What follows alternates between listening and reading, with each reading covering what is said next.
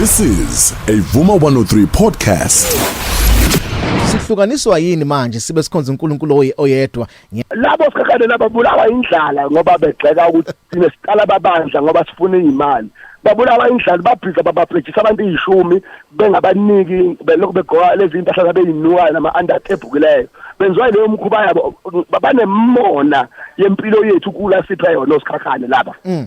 Kodwa bayaveza ukuthi lento eniyenzayo ayikho in line noNkulunkulu lo abamkhonzayo.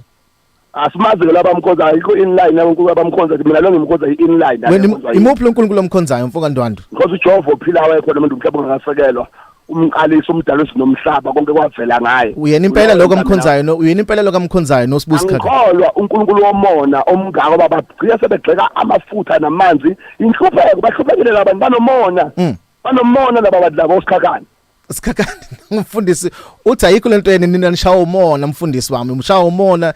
Awu singaba nomona wethu engcole kanje abayenzayo and into ukuthi ngibikisana nabo kakhulu especially umprofeti uSaziso ukuthi beshumayela nabo beshumayela iqondiki uphuma manje sihambe bophatha amapiko ukumbala namatsha kakhulu ayihlalele lapha bahambe baphuma umyambo othenga cooking oil bonke banobufakazi obodwa bobasela itest yendlala so manje leyo test sonke sidlulile.